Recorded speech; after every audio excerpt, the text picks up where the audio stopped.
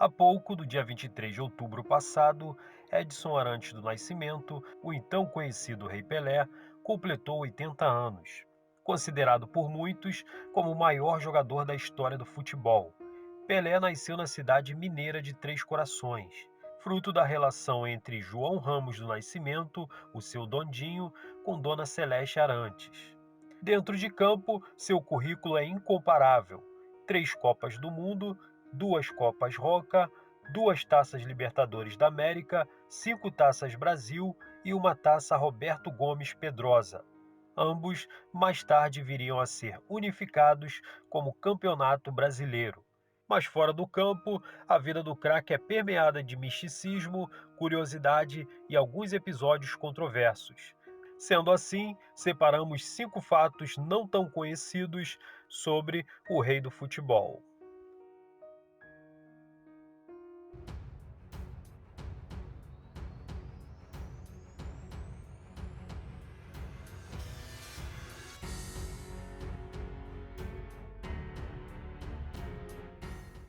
Número 1. O nome.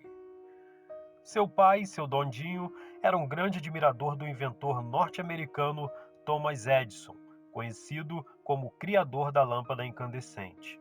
Assim, seu nome é uma forma de homenageá-lo. Porém, diferente do empresário, seu nome é Edson sem o i.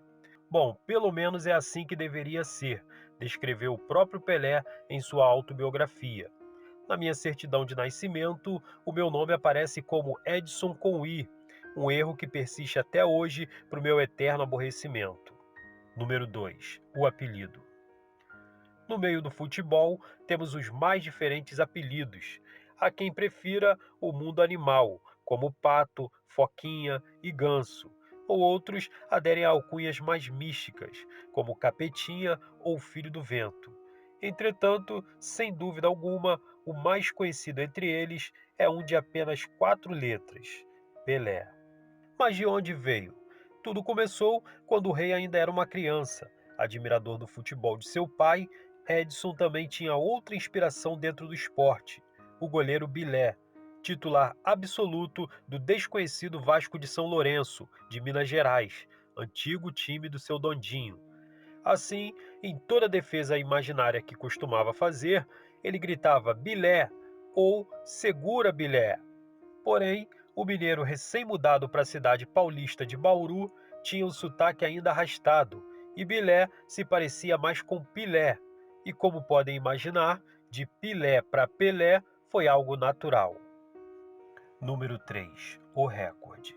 Os primeiros contatos de Pelé com os gramados foram através de seu pai.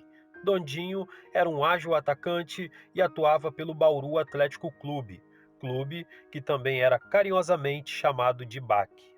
Em sua carreira, Dondinho marcou em uma ocasião 5 gols de cabeça em um único jogo. Fato esse que o pequeno Edson contava com muito orgulho para os seus amigos. Curiosamente, essa foi uma marca que jamais Pelé conseguiu superar em sua carreira. Se dentro do campo eram diferenciados e divertiam, fora dele sofriam ao ouvir os jogos da seleção brasileira. Na Copa do Mundo de 1950, a dupla se uniu em frente a um radinho de pilha para torcer pelos brasileiros frente aos uruguaios. O confronto selaria o campeão daquela edição. Porém, apesar de saírem em vantagem na partida, os selecionados brasileiros tomaram a virada da esquadra celeste. Apesar da tristeza que pairou em sua casa, assim como em todo o Maracanã onde a partida foi disputada, o jovem Edson via o futuro do futebol brasileiro com uma boa perspectiva.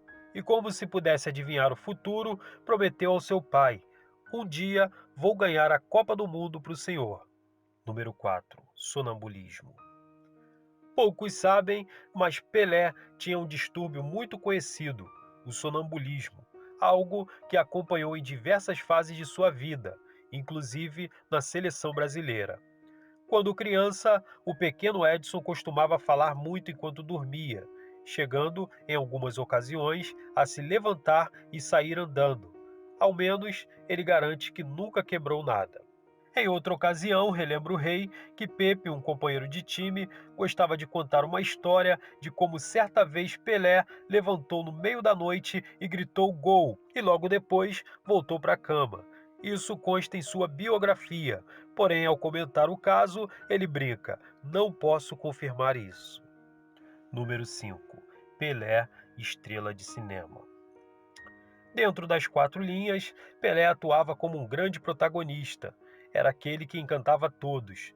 E isso, em muitas ocasiões, ultrapassava os campos e tomava conta de outra arte, o cinema. Isso mesmo, um dos hobbies do maior jogador de futebol de todos os tempos era atuar. Ao longo de seus 80 anos, Pelé participou de 10 filmes, muitos dos quais ficaram muito conhecidos como Os Trombadinhas de 1979, em que atuava ao lado de Didi, Dedé, Mussum e Zacarias.